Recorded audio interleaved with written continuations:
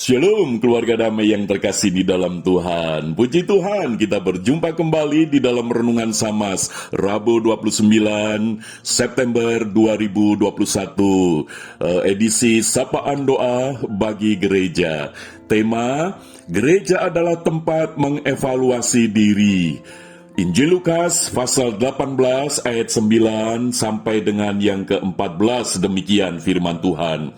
Dan kepada beberapa orang yang menganggap dirinya benar dan memandang rendah semua orang lain, Yesus mengatakan perumpamaan ini. Ada dua orang pergi ke bait Allah untuk berdoa. Yang seorang adalah Farisi dan yang lain adalah pemungut cukai. Orang Farisi itu berdiri dan berdoa dalam hatinya begini, "Ya Allah, aku mengucap syukur kepadamu karena aku tidak sama seperti semua orang lain. Bukan perampok, bukan orang lalim, bukan pezina, dan bukan juga seperti pemungut cukai ini. Aku berpuasa 2 kali seminggu. Aku memberikan 1/10 dari segala penghasilanku." Tetapi pemungut cukai itu berdiri jauh-jauh. Bahkan ia tidak berani menengadah ke langit, melainkan ia memukul diri dan berkata, "Ya Allah, kasihanilah aku orang berdosa ini." Aku berkata kepadamu, orang ini pulang ke rumahnya sebagai orang yang dibenarkan Allah, dan orang lain itu tidak. Sebab barang siapa meninggikan diri, ia akan direndahkan, dan barang siapa merendahkan diri, ia akan ditinggikan. Puji nama Tuhan. Keluarga damai, seringkali orang menganggap bahwa gereja itu adalah tempat untuk mengevaluasi orang lain, bukan mengevaluasi diri sendiri. Maka itu kalau orang datang ke gereja, itu sibuk mengamati, memperhatikan orang lain untuk dinilai, untuk dievaluasi.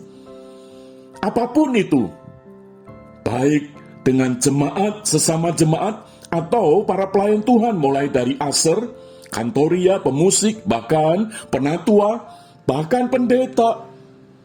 Ada jemaat yang sibuk mengevaluasi itu, sampai-sampai dirinya tidak dievaluasi. Itulah yang terjadi. Maka gereja adalah tempat mengevaluasi diri kita sendiri di hadapan Tuhan. Firman Tuhan tadi menegaskan bahwa Tuhan Yesus mengajarkan melalui perumpamaan. Ada dua orang pergi ke bait Allah untuk berdoa. Seorang Farisi dan seorang pemungut cukai. Siapa Farisi?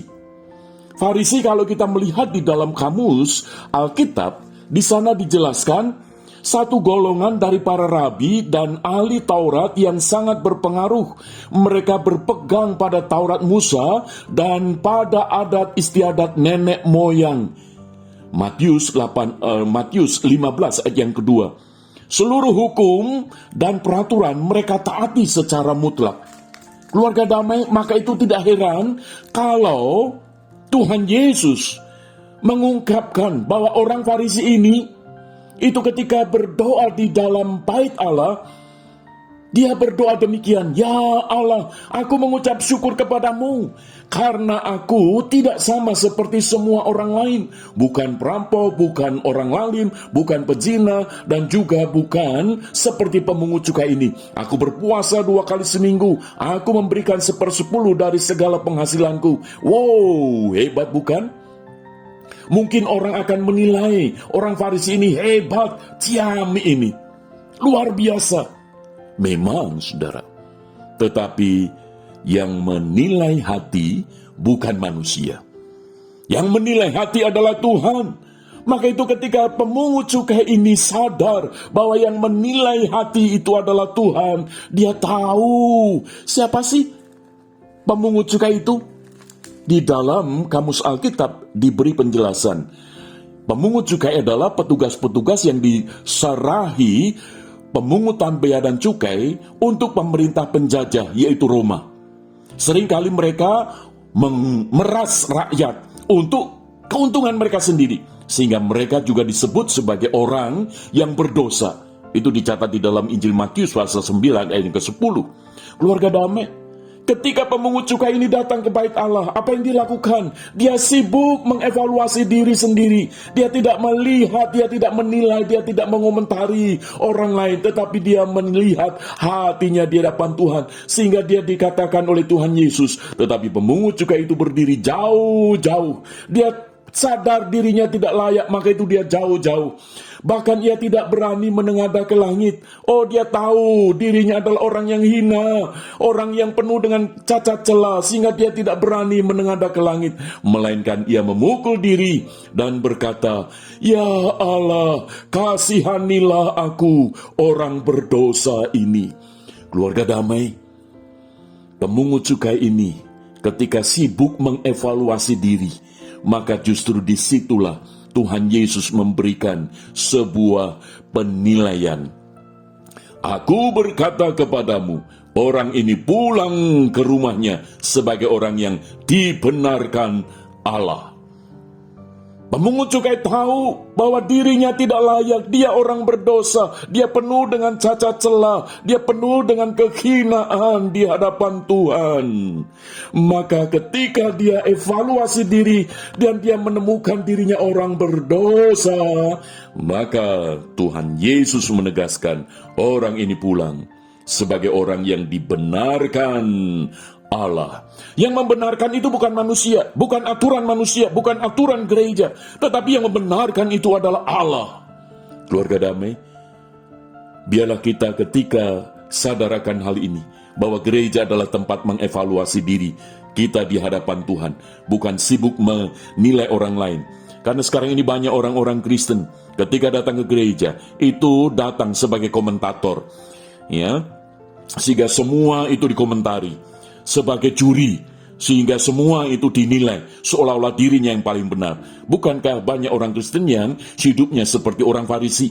Tetapi mari kita belajar untuk menjadikan gereja sebagai tempat mengevaluasi diri. Bagaimana mengevaluasi diri? Yaitu kita tahu bahwa Tuhan yang menilai hati, bukan manusia. Siapapun, tetapi Tuhan tahu isi hati kita.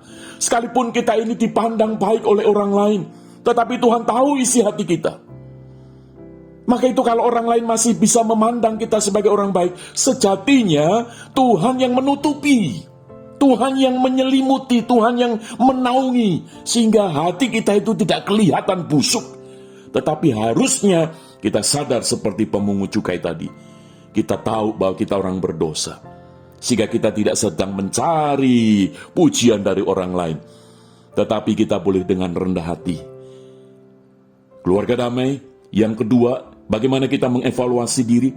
Yaitu kita percaya bahwa Tuhan yang memperbaharui hati kita, Tuhan yang memperbaiki hati kita, Tuhan yang membuat hati kita menjadi semakin berkenan di hadapan Tuhan. Dan itu yang terjadi, bahwa pemungut cukai ini dibenarkan oleh Tuhan, sehingga Tuhan Yesus menegaskan, barang siapa meninggikan diri, ia akan direndahkan, dan barang siapa merendahkan diri, ia akan ditinggikan.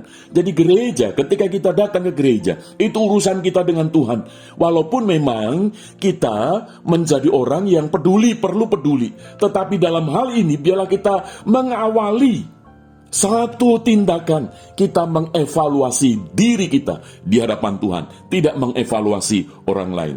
Sebagaimana pujian di dalam NKB 193, "Aku hendak berhati tulus, aku hendak rendah hati selalu, karena ku tahu betapa ku lemah.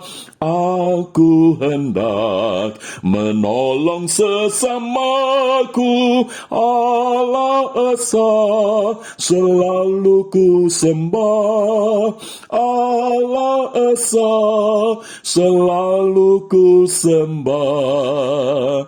Mari kita berdoa. Bapa Surgawi, kami mengucap syukur sebagai gereja. Biarlah kami disadarkan untuk tahu bahwa gereja adalah tempat mengevaluasi diri kita, diri kami di hadapan-Mu secara terbuka, di mana tidak ada satupun di dalam hati kami yang tersembunyi di hadapan-Mu. Maka itu biarlah gereja menjadi tempat di mana kami menilai diri kami sendiri, yaitu dengan segala kerendahan hati. Kami mengaku diri kami sebagai orang yang berdosa. Biarlah kami boleh sibuk menilai diri, tidak sibuk menilai orang lain, tidak sibuk mengevaluasi orang lain, tidak sibuk mengomentari orang lain, tetapi biarlah kami dengan rendah hati mengevaluasi hati kami masing-masing. Dan kami percaya Engkau yang akan memperbaharui hati kami. Ketika kami beribadah kepadamu, biarlah Engkau yang berkenan mengampuni segala dosa kami, dan Engkau berkenan memperbaharui hidup kami, hati kami ini, untuk boleh menjadi alat kemuliaan Tuhan. Di dalam tutur kata kami, di dalam sikap dan perbuatan kami boleh menjadi orang-orang yang dipakai menjadi alat kemuliaan Tuhan. Terima kasih Bapa untuk firman-Mu. Biarlah kami boleh sadar bahwa gereja adalah tempat untuk mengevaluasi diri kami sendiri di hadapan-Mu. Terpujilah Engkau Bapa, di dalam nama Tuhan Yesus kami berdoa. Haleluya.